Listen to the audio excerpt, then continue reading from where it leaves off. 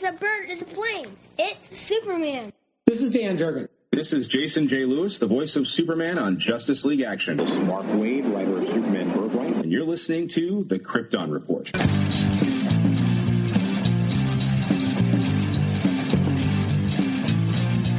Krypton Report podcast is dedicated to all things Superman, Supergirl, and the planet Krypton. We discuss movies, TV, game, comics, and all things DC. So join me, Tyler, with my co-host James and Jania. That's how we start the show. Welcome to the Krypton Report. We got you there, didn't we? Coughing and hanging, and you're probably like, who is this talking? That doesn't sound like Tyler. You're right, because my allergies are so messed up that it's not going to have a deep voice. That's right. You can call me. This is my radio voice. So welcome to the show, everybody. Welcome to the show. This is our first episode in December of 2021. It's crazy. They're already at the end of December. I feel like just yesterday was Halloween. How do you feel about that, James? November seems like a blur. Yeah. Not a red-blue blur. The blur. The blur will save us. The blur. I'm like, if I was the blur, I would have to write to the Daily Planet like, no, we got to come up with a new name. No, I'm not the blur. Blah, blah, blah, blah. Smallville. We love you. So let's just, we're having fun. We haven't got a chance to record in a while.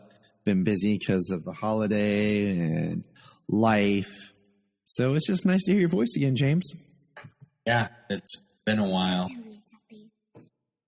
Remember that time we had that box upstairs and we did? I want to do that again. So we buy that again. It's like being Snow White with the dwarfs. Yeah, like. Yeah. Yeah, in your relationship, Jamie's the huntsman, and you're Snow White. Snow James. But listen, enough of our playful banter.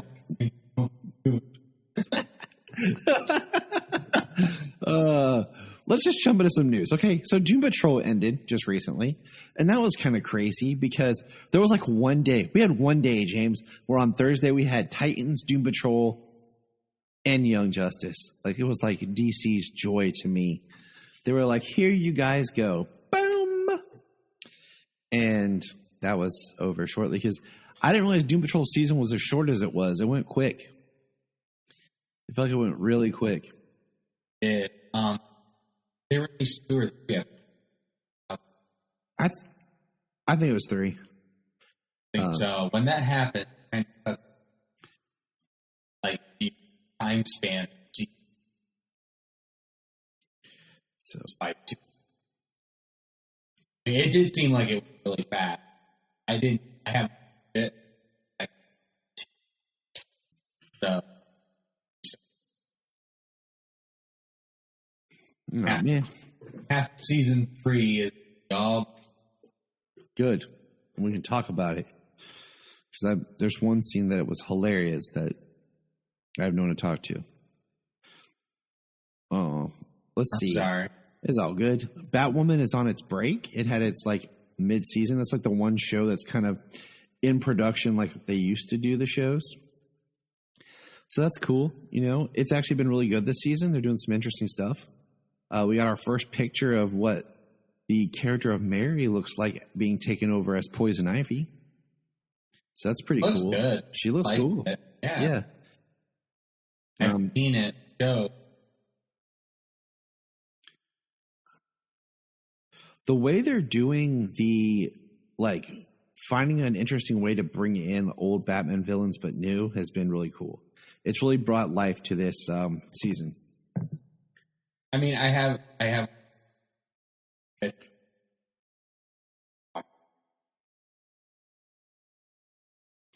Let's see. And what it is still you.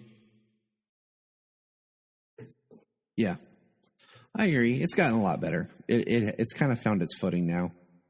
Let's see. We got Aquaman and the Lost Kingdom kind of teaser poster. Just kind of Momoa's face in blue with like the trident over his face and that bluish silver. So that was cool. Just something to remind us, hey, this is happening. Yeah, remember this guy? Yes, we remember Jason Momoa. Let's see. We got Armageddon has started. As of this recording, we are in the 3rd episode of Armageddon. And it's been great. Like, it's been, you know what I can kind of compare it to? Is James being the Supernatural fan that he is. Remember in season 7 of Supernatural, is like when Bobby dies and the junkyard gets, destroyed, and Sam and Dean are kind of on the run, and it was a real kind of soft reboot. Yeah. That's kind of how this feels, where, because in the next season, Sam and Dean got the bunker, and then we started like the bunker years. This feels like officially the Flash has found its way to kind of start a soft reboot with all the juggling it had to do with weaving characters in and out. And I don't know, it just feels good again. It feels fresh, and I don't know. I've really enjoyed the past 3 episodes of The Flash because I feel like it's been more about The Flash.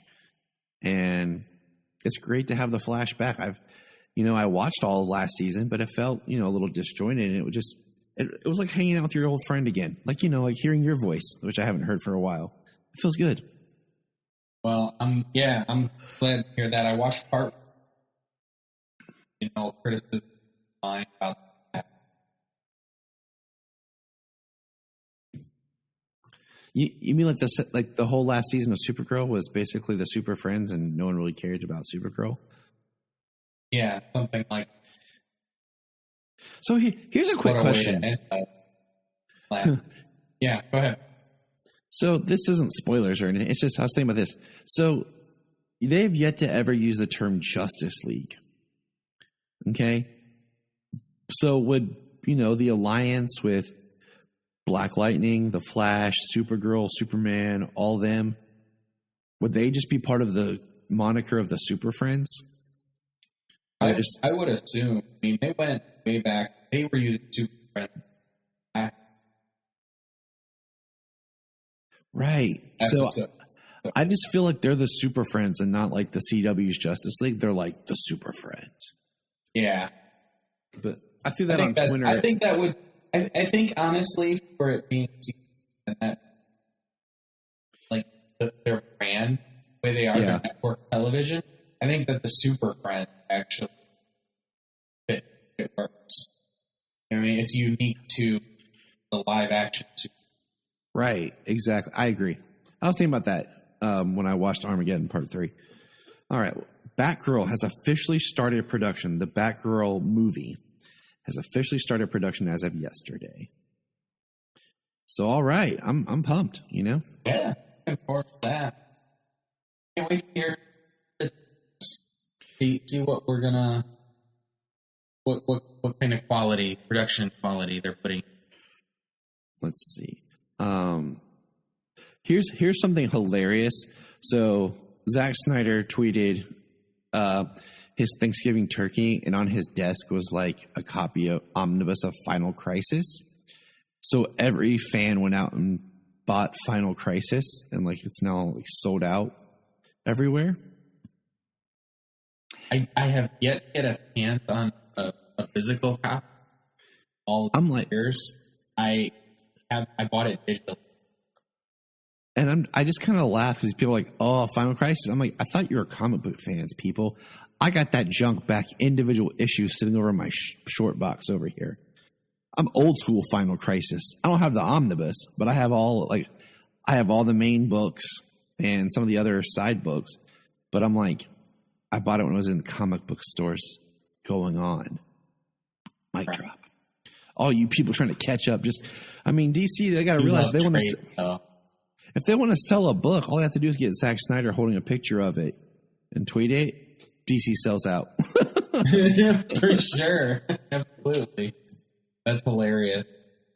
Okay, so last happy news point. We got the trailer for the Super Pets. Yeah. And we got to see Krypto and Superman together. And this movie looks awesome. I cannot wait. It looks so good. It looks fun. We got, I guess, Jessica Cruz is Green Lantern. John Krasinski is now an official voice of Superman, so I got to add him to my Voice of Superman slideshow production thing, where we did the animated voices. Right. New person. Yep. Oh yeah. Freak out about that. Yeah, like John Krasinski as Superman, awesome.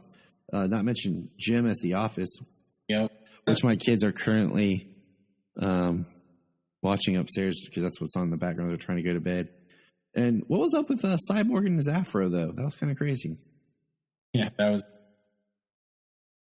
But it looks like a fun, joyful, good movie that I cannot wait to take the kids to. Yeah, it looks like Secret Life of Pets. Hey, and Secret Life of Pets. Shh, we don't compare stuff here. We don't do that. You know that. I mean, it's not like I'm going to hold it up to it because I could tell you. I've seen them both. You know what I remember? Nothing. Exactly. I remember the trailer better. When the one dog turned to like the heavy metal music, and it's like, yeah, the heavy. Yeah, that's what it looks like. It looks really. It does. It'll be a good time, and it's got a great. I think it's. Let's see, and then okay, so sad news. Keanu Reeves. Yeah, you know it's gonna be amazing. Yeah. So recently, Brian and I did our recording of Superman 3 for the Patreon. And we did 3 and 4. It's up there. And the day that we went to do 3 without knowing, the actor Gavin O'Hurley, who played Brad in Superman 3, passed away. So I just kind of want to say that, like, drop my phone. Just sad to hear a passing of anyone, but just. Well, nice of you to lighten the mood there. You're welcome. By dropping my phone. But that's some kind of like, that is some Superman.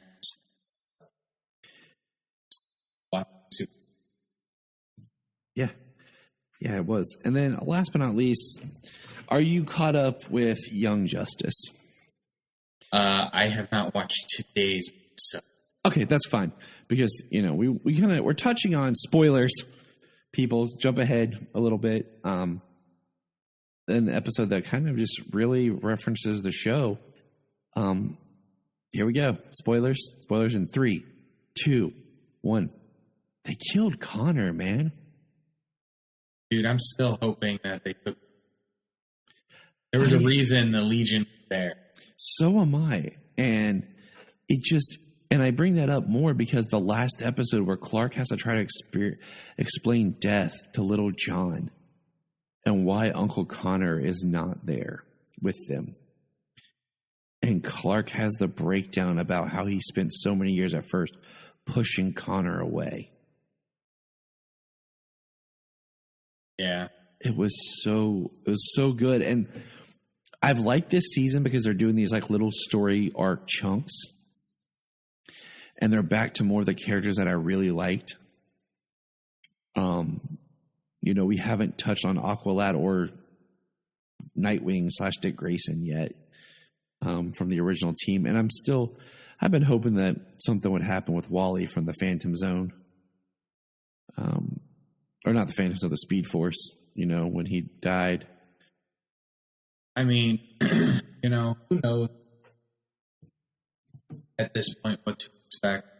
The season's called Phantoms. I guess you sense a tone with the episode. It's been fantastic to see. So good.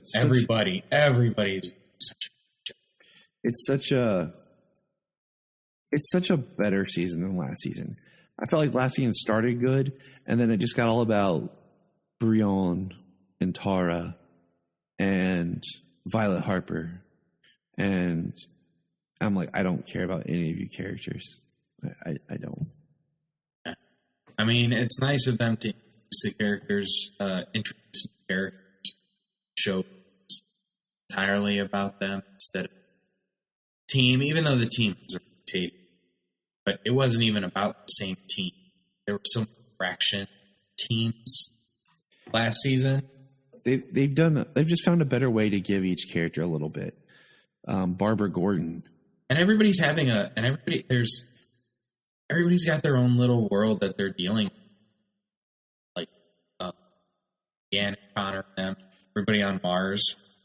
There's a whole world of things going on here on Earth when they come to Artemis and Cheshire, Lady Shiva, Sensei, and Razo put it fair.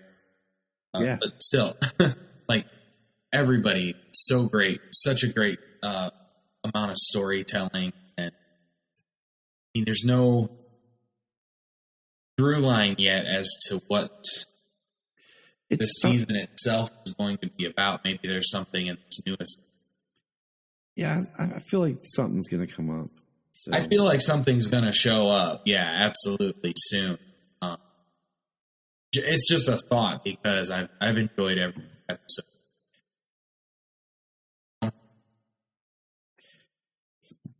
All right, so let's move on and it's weird to say let's take a look back, but kind of a wrap up, I guess, official kind of goodbye to Supergirl.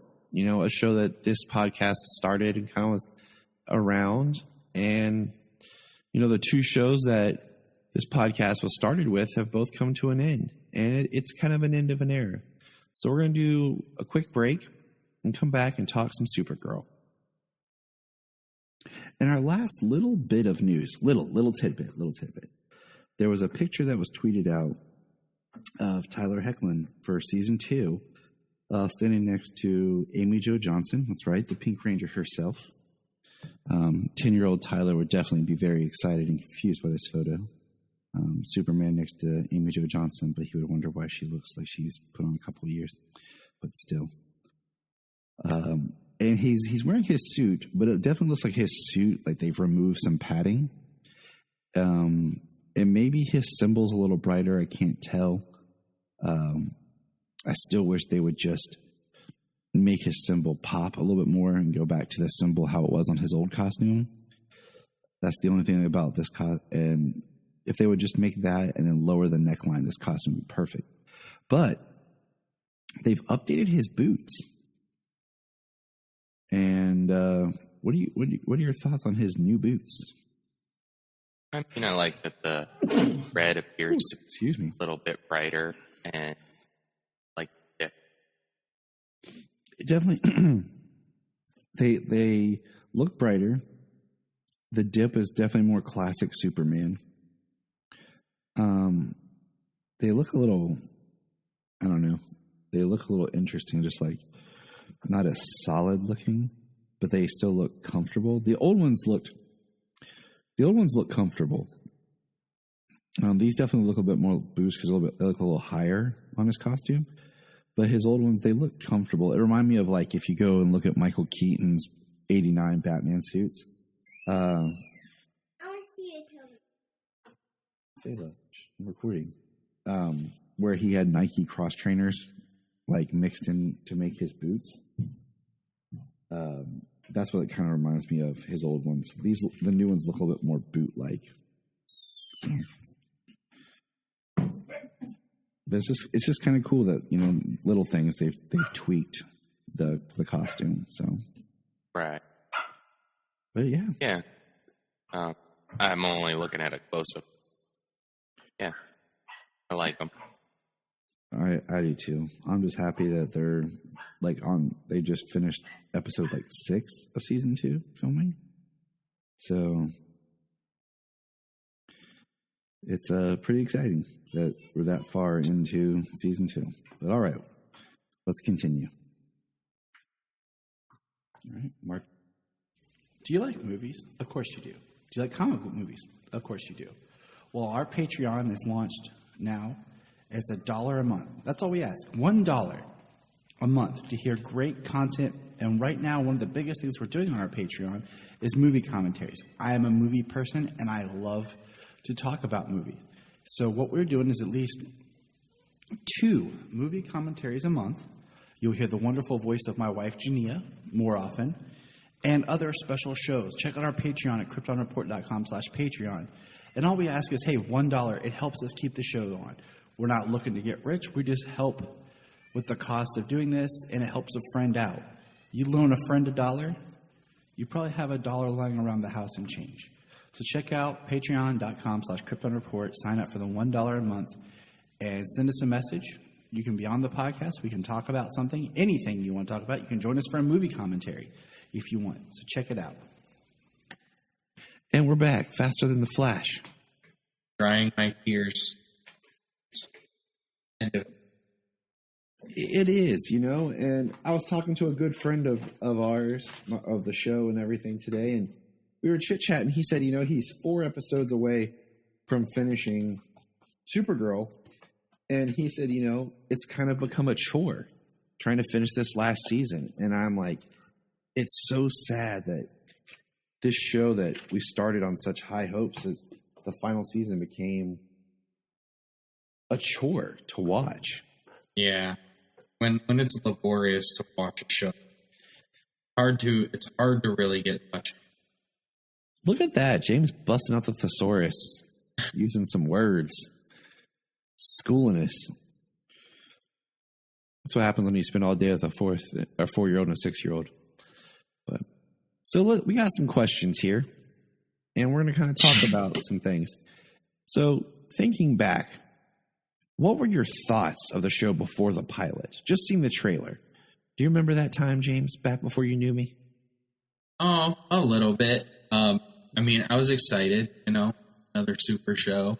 I thought it looked really good for the most part.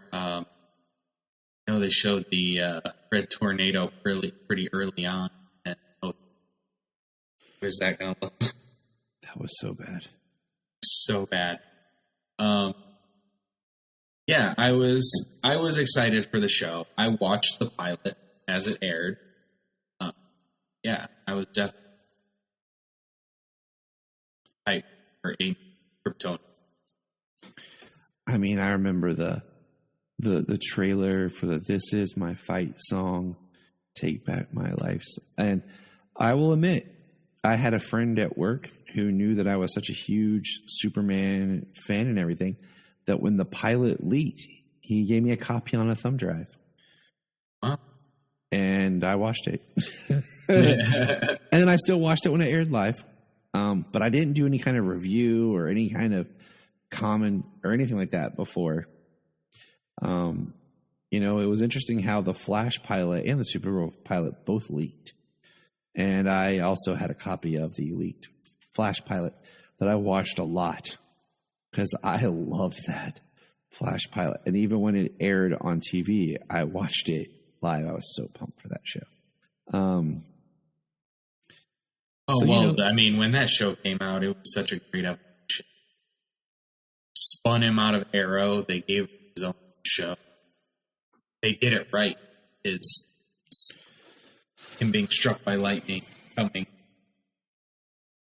out of his home. Now, thinking back, how do you feel about Supergirl, the series, right now as a whole? It's something I'm looking forward to revisiting at some point in the future. But I know there's going to be some tough stretches. Yeah. Looking back on it, it's so weird because I'm like, man, the first 3 seasons are so good. And season 4 is all right. Like, there's some good stuff in season 4. Oh, yeah. Some of the stuff in season really, but season 4. But then 5 and 6, I feel like just left a bad taste. That I feel like it just leaves a stain on the show.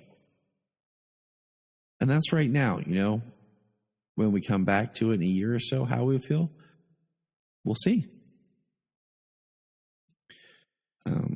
But right now, I'm just kind of like, I don't know. All right. Now we'll get into some more fun questions. Favorite actor or guest actor or character on the show? Guest actor / character.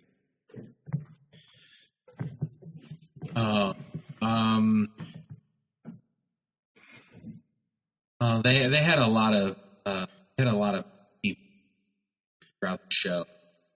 Lots of them were. I mean, one of my favorite people to see was him coming back. It's always good when he returns. Okay, that or Sam Witwer. We love Sam Witwer. He's awesome. Yes, he's just great in so many things. So I am going. Mine is Carl Lumley. Every episode that had Sean and Marin together, those two, I thought were amazing. I think having him... Solid choice. Just, it was amazing to have him. And I had only wished that they could have found a way to get Phil Morris on the show. And have them as maybe Marin's brother or something. Yeah. And had some sort of just the three of them together in a scene. I mean, who did they bring in as Malafa'ak? Who was his voice? Yeah. Green Lantern. Yeah, so good. Malafa'ak. All right. So what do you think the best season of Supergirl is? Oh, best season. Oh, that's tough. I mean, 1 and 2 were so good. I'm going to say 1 and 3 is really where I think. I'm looking forward to revisiting season 3 because that's where Marin was. And we had Rain. So I'm really looking forward to kind of revisiting season 3. Because that seems to be a very highly fan favorite season, which is weird because there was supposedly the quote unquote curse of the third season. Because, the third season is where Arrow had some issues before going into the crap that was the fourth season. And then Supergirl seemed to bypass the third season slump. So, but they grabbed it in the fourth season. Came in with some big ideas and shot them all down. They shot them I'm not even going to say anything because that would be mean. So yeah, I'm thinking 1 and 3. First seasons I feel are always so good because everything's fresh. It's new, it's fresh. You don't have anything weighing it down. Things haven't got tired or old yet. So I almost feel like you can't say 1. Yeah. But even at the same time, 1 was really good, but 1 also had, 1 feels so disconjointed. Disconjointed. Wait, I've been watching too much Psych. I've heard it both ways. Because we changed the actress that played her mom. we had the non character that was not non. We had Maxwell Lord, and we had Kat, and we had California, and then we went to Canada. The billionaire disappeared off. So everything changed. Do you have a favorite episode? A favorite episode? I would probably have to go with the Flash crossover. See, it's really tight between that one and season 2, episode 1, the last Children of Krypton. Yeah, that's also great. Yep. And it's kind of sad that one that's kind of slipped my mind, but yeah. And it's kind of sad those are the answers, like the 2 episodes that have the guests, like not even her show. Supergirl, we love you. Or the one where John Cryer shows up. Yeah, right. But those are probably the top 3 right there. And that's kind of sad. And then Man of Steel is probably that was a really good one. Top 4. So right there, name top. Yep. The one where. And we're naming them with the Friends titles. That's what I was about to say. the one where Kara drinks coffee. The one where Marin loves coffee. Hey, my wife's home. Hi, wife. Hey, babe. The lovely Jania, everyone. She's back. She's home from work. The crowd. The crowd's cheering for you. There's applause. Alora's even crying for you. I hear her in the background. And what's sad is in the top 5 is not the series finale. Yeah. That'd be like in my bottom 5. But all right. So do we have a favorite season poster? Like that was one thing. Like I sent you the pictures where there's posters for every season had like a special Supergirl poster. Do we have a favorite season poster?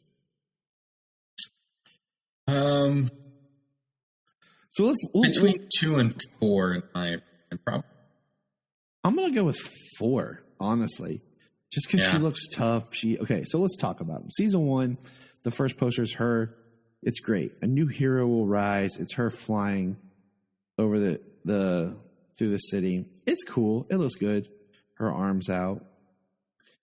The second one, season 2, the first CW poster, her cape looks way too big. This isn't Spawn, okay?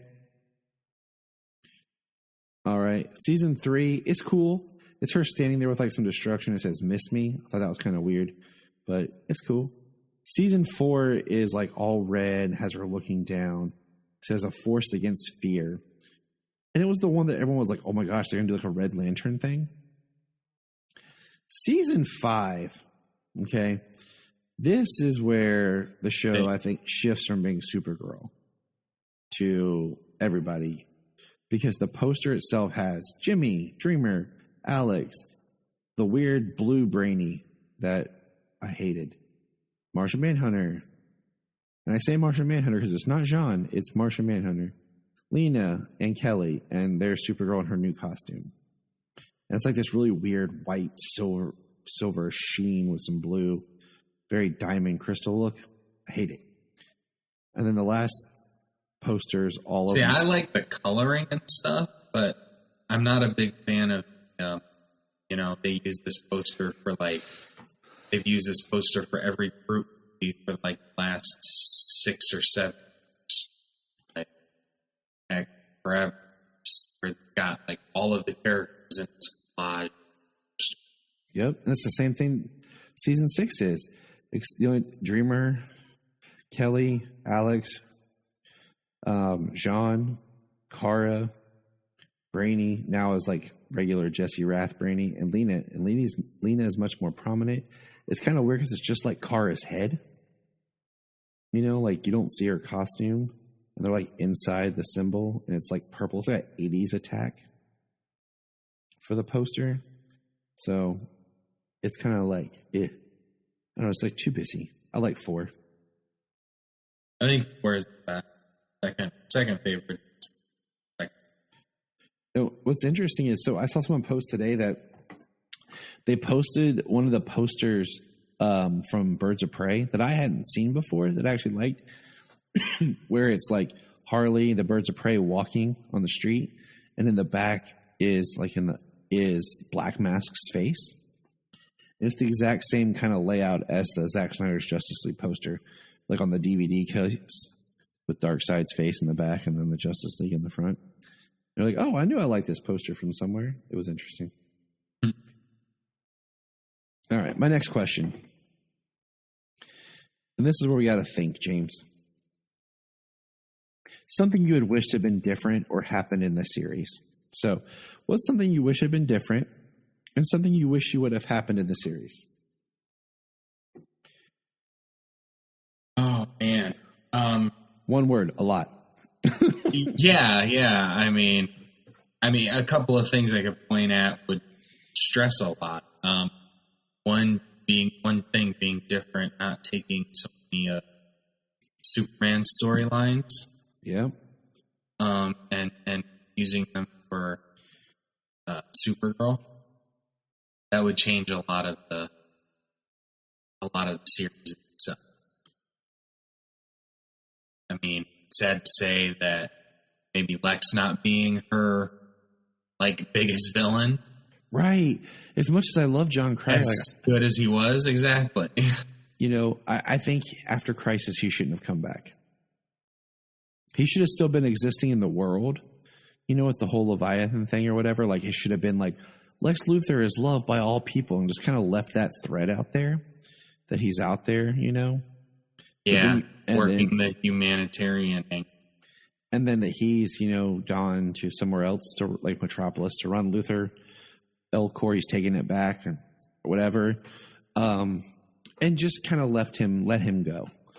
Because, I agree. I think the other day I joined Supergirl Radio and their call-in show, and they're talking about what are some things that was done in this series that you think would leave an imprint on the character.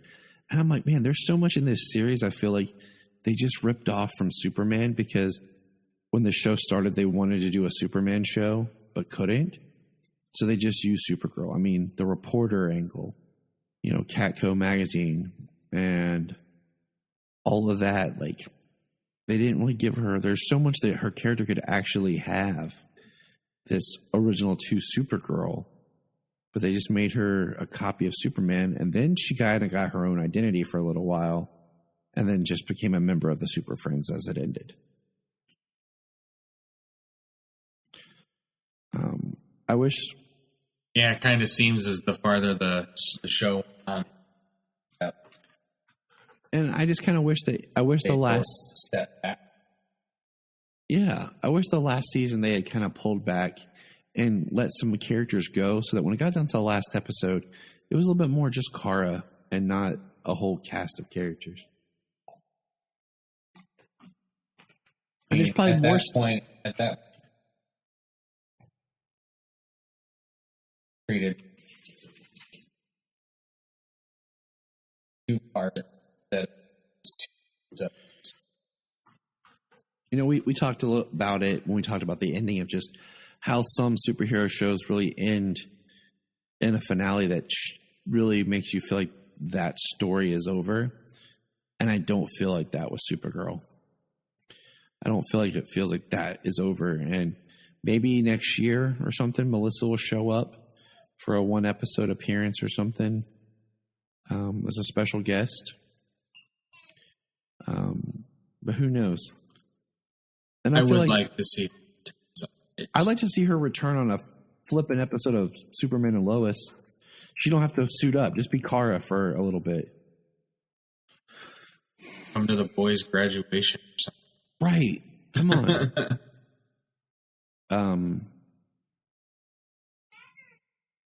Yeah, like we talked about the fact that when Clark and Lois got married, Kara's ship might not have even crashed yet. We were how they can change the timeline and stuff. But okay, so where do you think this show falls in now the 3 series that have ended in the Arrowverse with Arrow, Supergirl, and Black Lightning?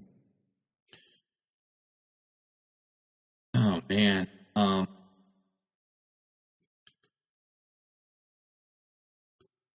Let's see. I liked Arrow the best for so long. I'd probably have had. I might even have to put Black Lightning as second, because a lot of what it did was good. And it was short. Not at one. Yeah, exactly. If not at one point, it had its camp and stuff. It was only 3 seasons or 4 seasons. But yeah, it didn't last very long, so it had more good.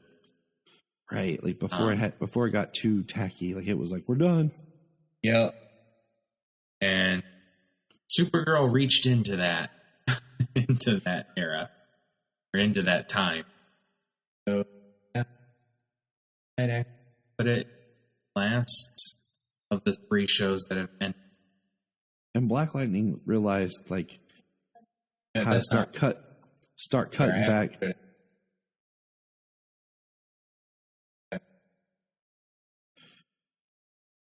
I will admit, like, it is tough because Black Lightning at least knew, like, not to go over 20 episodes. They always stayed under. They're like, we'll keep it short. But, you know, Arrow is another one where the final season is almost, I don't want to say garbage, but Arrow's final season is such service to Crisis that it really wasn't about Arrow. You know, it's like, if you watch the pilot of Smallville and then the finale, I think you would understand and see how that connects. You know, I feel like if you watch the pilot of Arrow and then watch the finale, you'd be like, what happened? Oh, yeah. I mean, it's a completely different world after Crisis. But even though, yeah, he's in like one scene or something. You know, like, it's weird. And then we wasted a whole episode with a backdoor pilot that never happened. So, anyways, last question. It's kind of, last 2 questions. Are you glad it's over, or would you have wanted it to keep going? Oh, man. Well, as it was, and it got,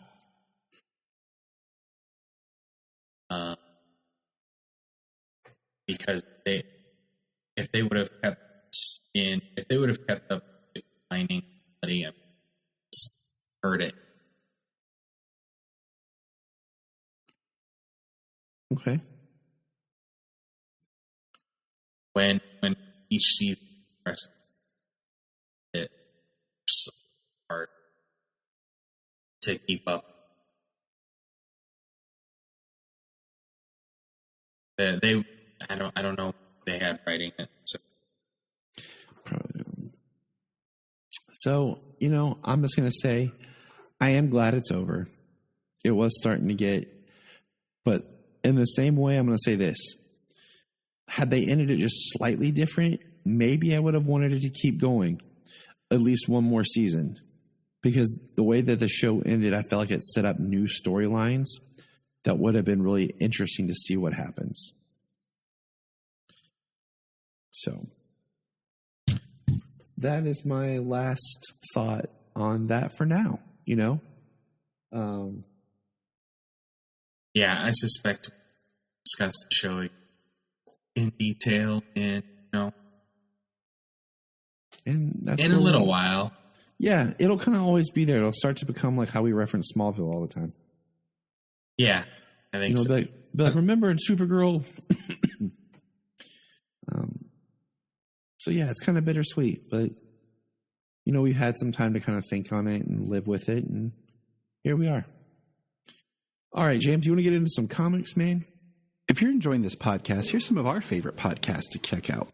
Digging for Kryptonite, The Aspiring Kryptonian, Superman the Animated Podcast, The Last Sons of Krypton, The Geek of Steel, the All-Star Superfan Podcast, It All Comes Back to Superman, and Superboy Legacy, Supergirl Radio, and of course, always hold on to Smallville. Check all those out, enjoy those supercasts, and remember, keep listening. Superman vs. Lobo. Okay. We won't go into the whole book because we really didn't talk about too much on the first one. I'm enjoying this series, but I have one question for you. First of all, wait, I have 2 things. I think I know your question, but I want to hear it. I did think that Zod and the other Kryptonians were very interestingly done. It was very much like the Ruby Spears series. And my question is, did Lobo bang Superman's mom? It appears that way. Yeah, and that's and she does in the end. She does say,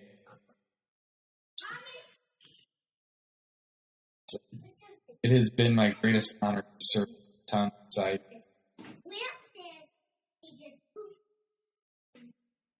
Right. And I don't know why, but that just kind of bothered me. Well, I mean, when it comes to the idea of their old society, right? Is it to them very much meaningless or what? I don't know. I was just like, I really wasn't prepared for this, and I already don't like Lobo enough as it is. So yeah, it just kind of, it almost like, I don't know why, like it just, Lobo like that, it just tries to make Lobo like too cool. It almost makes me want to not get the third one.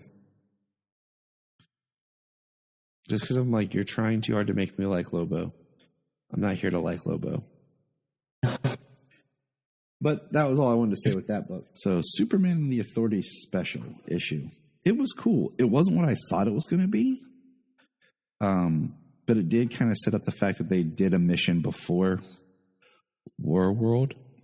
And the art for this was amazing. Batman joins Superman and the Authority for a mission against basically the dark multiverse's League of Assassins and Shadows, which is pretty flippin' epic if you ask me. What do you think? I mean, the Empire of Shadows is pretty awesome. It's the League of Assassins, Shadows, and they've taken over their entire world. Like, they've won. It's a world where Bruce took on the man as head of the Empire, and his descendants, his children, fight for him, fight for Callow. And they're trying to expand their control throughout the universe. Which is interesting because I didn't get a whole, like, I read some of the dark multiverse stuff, but I didn't, dig in real heavily. I thought the Bruce of the dark multiverse became the Batman Who Laughs. No, there were different Bruces on different Earths in the dark multiverse. So each Earth in the dark multiverse has its own Bruce, and something else different happened to him. So like all of the dark multiverse Batman, was Bruce as Batman, and something happened to him. He ended up taking the abilities of all of the Justice League members from each Earth. So there was one who took Flash's powers. He became Red Death. Okay. There's one where he was Doomsday, took the Day formula. That one was epic. I saw the figure for that because I was like, oh, Superman Doomsday. Then it said like Bat Doom or something. I was like, wait, what? And so I was like, Daddy, what is this? I'm like, oh no, let's look at it together. So yeah. I mean, if you read all those one shots, most of them are pretty gruesome. I mean, probably, like one where Bruce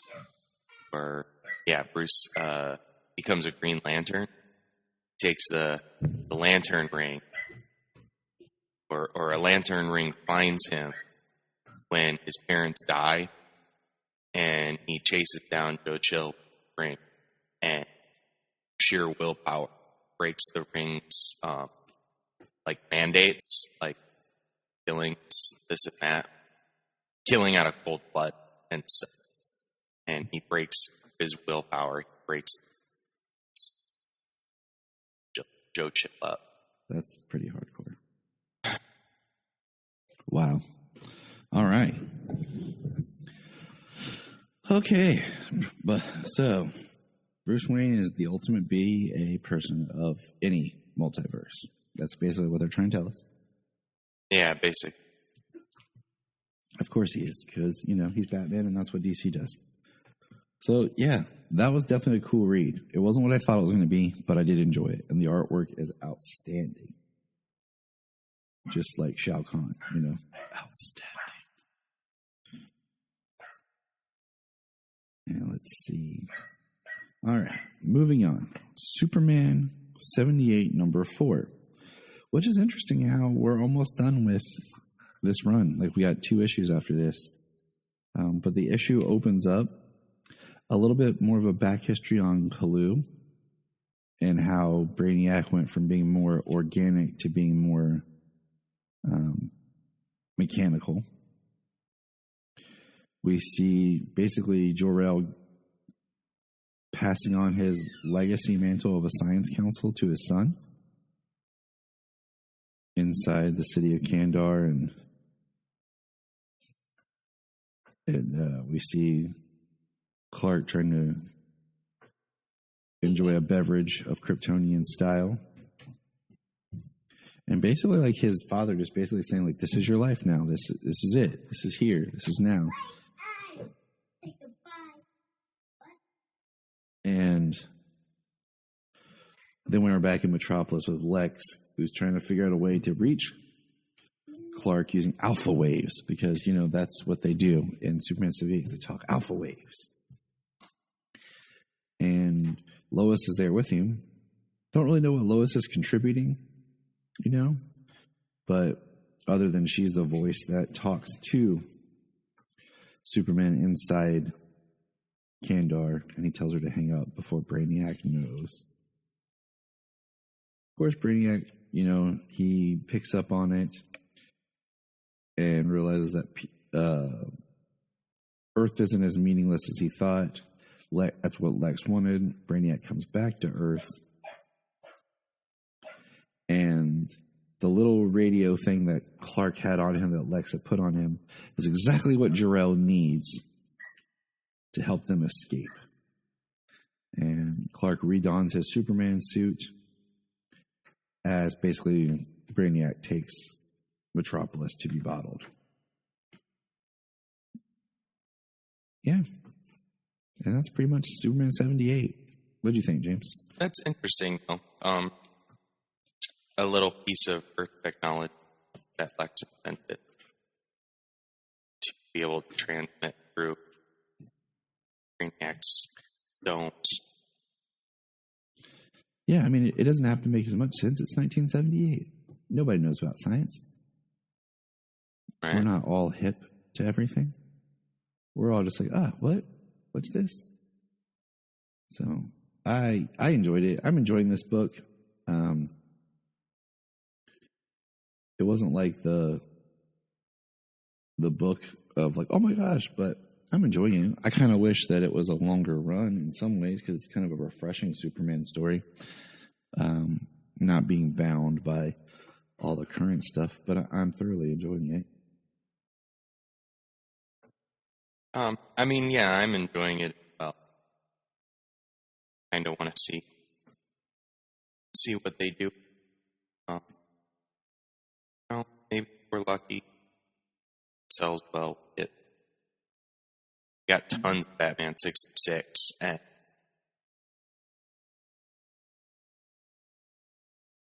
bunch of Wonder Woman 77. We did. This is all true. James only speaks the truth. And Batman, or Superman's better. Like I said, James speaks the truth.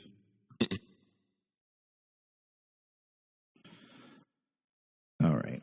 So let's see. Let's move on. What's next? We got Superman, Son of Callow, number 5. This was the big one. The one that everyone knew about for 2 months before it came out. Right? You know, that's a big deal, don't you know? Yeah, let's spoil it, because that's what we do. So it was good. I really like, it starts off where John's saving the the guy who's in the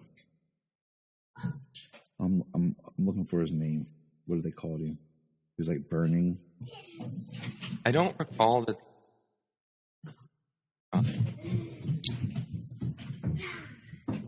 Because he just says starting with the man they use. Yep. I don't think they have either. But what I really like is when he goes and he runs into the Flash, who is Wally. And I like it because if you think about it, John's interacting with like legacy characters.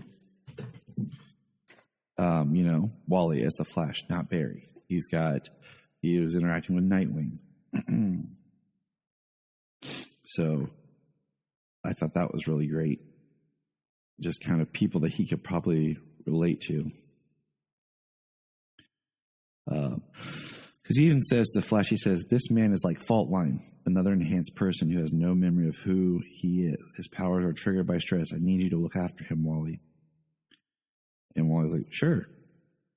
And then we see John. I was going to say, we're not saying Jean as much anymore. Flying around. He saved a car. I love the shot of him saving all the people in the rain store in Luxembourg. I was going to say, yeah, it's Luxembourg, and the banks have burst for rainfall river.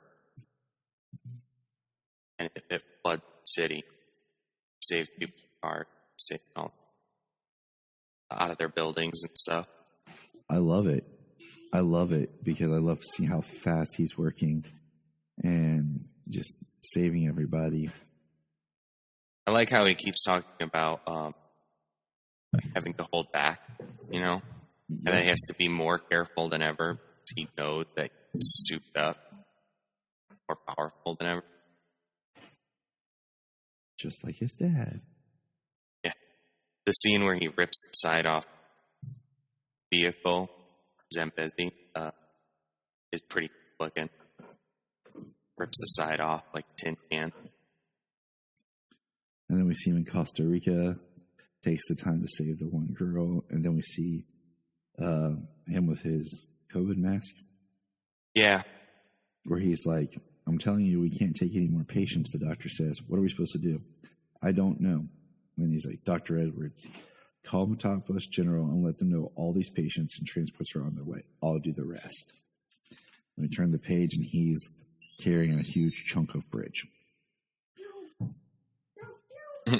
Yeah. A bridge that was closed. Bridge that had not been opened yet. Kind of nice to put that in. Of course, because Superman knows how to take care of, private property. And public property. He's respectful. Well, he is second generation, Exactly. It is something you would learn growing up. Opposed to, hiding yourself and then being made to save the world on day one. I do like this part where the doctor says, "Superman, are you okay? You don't look so good." And he's like, and John's like, "Something's wrong." He's like, "I'll be okay." And like you see where his powers are just too much. He saves the person not paying attention, walking in front of the car, but he accidentally breaks their arm. And he's starting to go crazy, and then Ari shows up and takes John to Jay. And Jay's, talking about how, he noticed what's going on with him. And we have basically John just pass out. And it says, "Just sleep, John." Yeah, the talk is the discussion they have together. How he needs to stop the world reporting everything he's doing. Sometimes because of his overpoweredness right now, like broke his arm, how he's feeling and stuff. As it's not supposed to happen to me. That because he's running out of energy. He's tired. happen to super. Nope. If you're half Kryptonian, half human, you're the first, you're the only. They don't, you don't know what's supposed to happen. And that Jay makes him like some souped up headphones. Noise canceling headphones.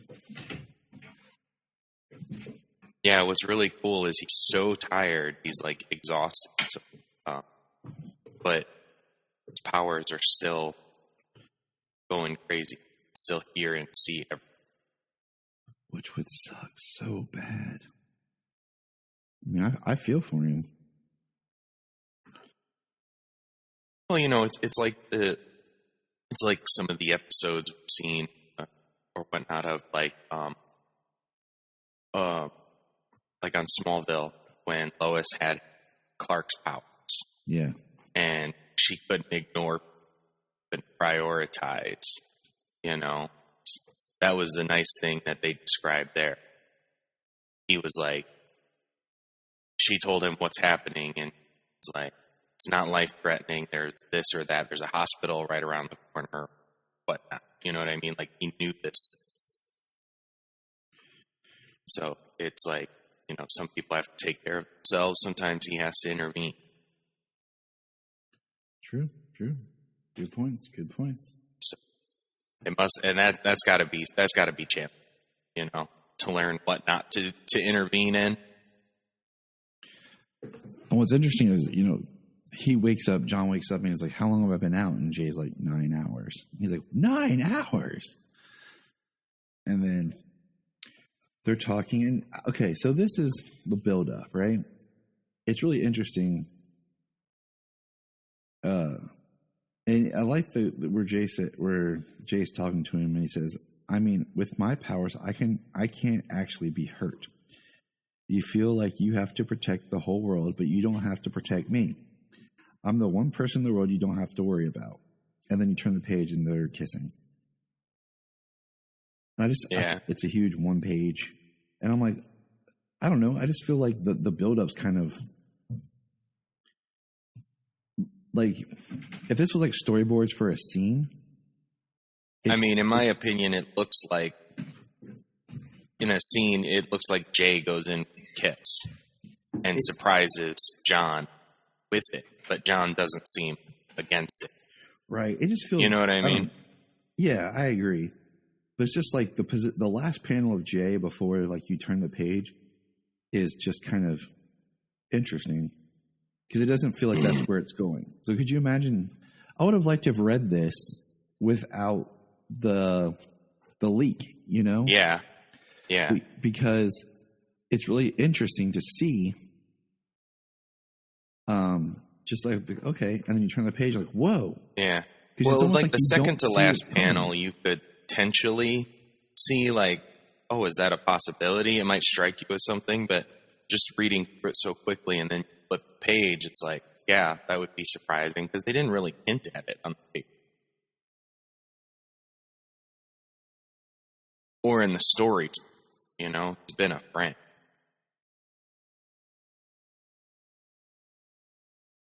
Yep. So the interesting thing I'm curious about here. One, this is not the curious thing. The thing I'm interested. The full page splash that they have of it. It's very good art. I like it. It looked really good. Get that out there. But then the thing I'm curious about is Jay. Is his powers. He can phase through anything. Does he have to consciously phase, or does he have to consciously, like, be able, like, think, like, go solid again? Yeah. Because he didn't know anything was happening when Fault Line crashed in, yet he survived the whole. You know what I mean? It's a good point. It's a real good point. And like it makes me wonder if he's like always in like phase mode and then he has to think to go out of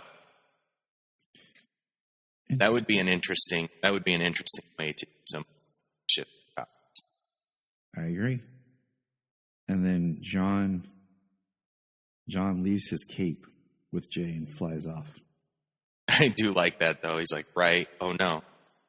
What is it? I have to go. Seriously? He said, I know this looks bad. Think? It's not you. It's an armed robber. That's not a sentence. He's Superman. He's got things to do. Yeah. And But I like that he leaves his cape with him. Yep. And he takes off flying without it, because I do like John's suit without the cape. I've kind of been back and forth on it, to be honest with you. It looks good with it. I just prefer it without a little. I think it looks better, and it makes it look unique. And that's the other thing, is like it gives him that just little bit where you're like, it's, I think it's kind of tricky to draw John because you want him to look like his dad, but not be his dad. Right. Well, then you think of you think of Connor before him, and he had a super suit, but it was always covered with leather jacket. He almost never wore just the super suit without it, and then he transitioned to t-shirt jeans look that he had going on.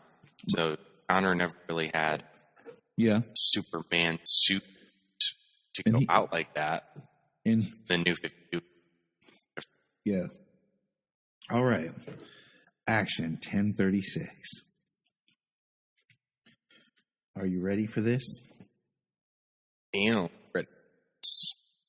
So we have, is it Thalurdian? Common language of the planet Durla is being written down. And he learns from his scribe servant that Superman is on his way to World to free the Philosians, and he is outraged.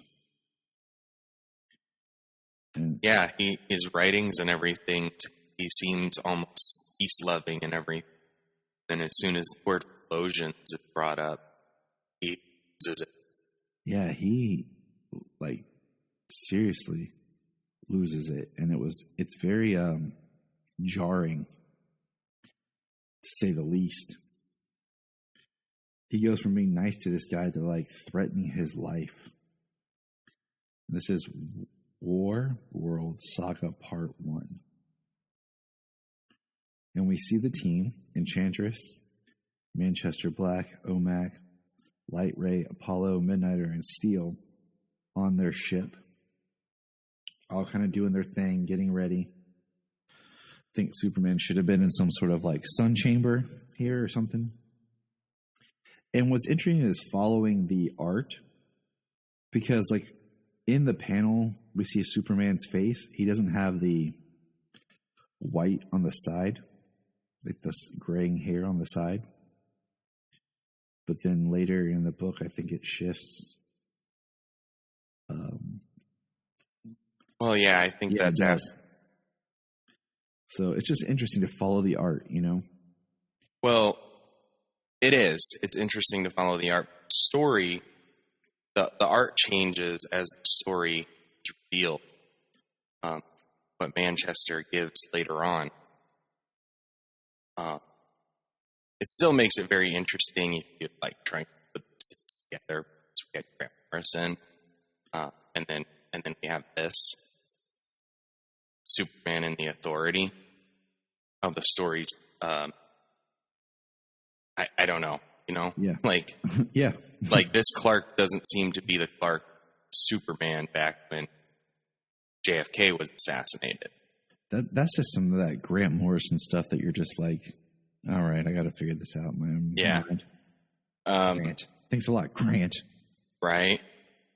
I mean, I don't want to spoil it. We'll get there when we get there. Yeah. I'll definitely bring it up when we get there, because I rather just keep going beat by beat with this book, because it's a really, really good opening issue. At the bottom of the page is a quote I think is important. Superman says, "A lot of people down there will be free soon, thanks to you all, to all of you." And then we see, the planet. And Omac says, I see electrical storms. I guess that means there's an atmosphere down there. What are the flashing lights?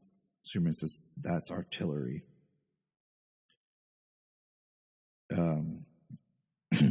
So that's pretty hardcore. So Superman starts to fly, and we see a person. Manchester's talking as Superman goes and pays his respect to the dead person that's chained. It's like an entrance to the planet. And like what he says, paying his respects, mourning, I suppose. Why do you think he knew him? Nah, it's just Big Blue's way. Don't try to make sense of it. To care so much about everyone. You see him close the guy's eyes, the creature's eyes. Yeah, takes the sign off of him. And we see that they have the Superman symbol burned in to the planet. And then here they all come down. There's a projection that's talking to them.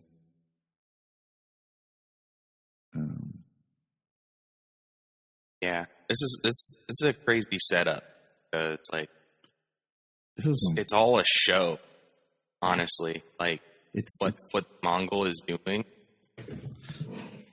putting the body out there, the symbol, and then what they see as they continue forward as soon as they land. I mean, this is some Vlad the Impaler stuff here. Oh yeah, it's big time. There's just people on pikes, on spikes and spears with this Superman symbol burned into their chest, just like making a Yeah, go ahead. Creating a path. Follow the mass dead bodies. And it says, follow the dead. And you see the tears in Superman's eye. And then he's walking and you see soldiers of Mongol. And here comes the team. There's a statue of Mongol.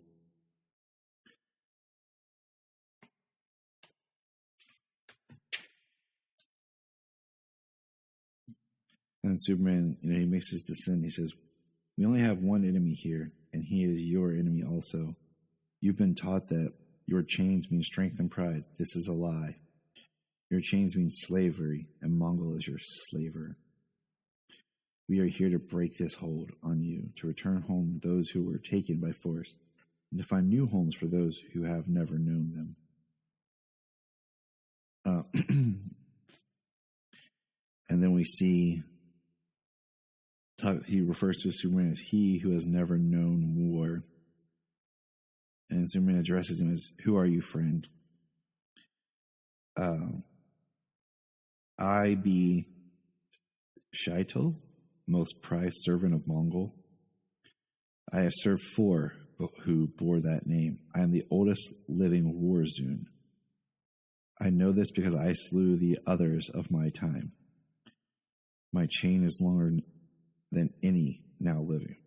My slain are beyond counting. I like all this stuff with Mongol because I really think it's made Mongol a more interesting character and just his world, period. I think this is very interesting because I feel like this would almost be like, give me this story as like an animated movie. Oh, big time, yeah. This would be a rated R movie. This would be a barbaric. Yes. Oh, yeah. I mean, what this guy's saying, like, his chain is longer. He's killed more people than his chain is longer than anybody else is there. He's the oldest living being on the planet. It's pretty awesome and pretty awful. And he says, nay, not alone. I stand with they named teacher. Teacher, mother, orphan, darling, and the unmade who though he may be dead, can never die. They are Mongols' champions. Excuse me. And they have come to lay thy fellows in their graves. It's pretty intimidating. Though the one dude, the teacher, looks like Ebony Maw. Just going to say that. Yeah. Bloody hell. We may be in trouble, says Enchantress. Yeah, the mother looks like she hits him with magic. Yeah. I would say magic, especially since Enchantress is playing in the panel. And it's like she removed magic and everything. And Manchester Black gives an explanation. Enchantress has been juicing him back up. So it's I can't hold her. Somebody tell us what's happening. Radiation. His powers have been fading from Enchantress, juicing him back up with her magic, keeping him going, and I've been using visions to make it look like he's still out. But it's just smoke and mirrors somehow. And this is where we see Superman with the white in his hair. So did he like age quickly? Did stress turn his hair gray? I figured they were just covering it up as part of the illusion. Or was it a magic, an illusion? And then now that Superman's down, we have at last the old man who conquered Mongol, who was. You now face Mongol, who is, and your bones will adorn my banner spear for 1,000 years. That is an epic hardcore issue. Like, that generally puts fear into the reader for Superman. Yeah.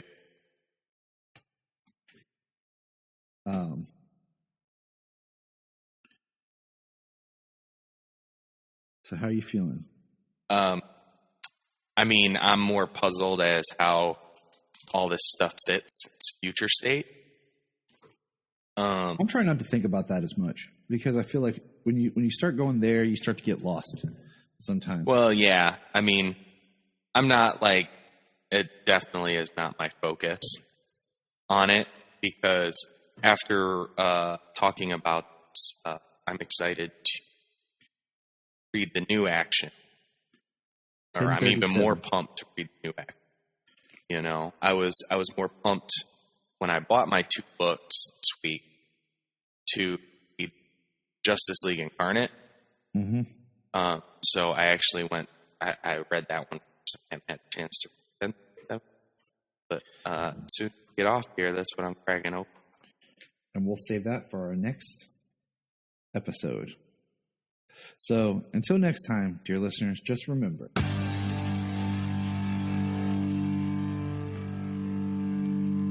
up in the sky. The Krypton Report is a tier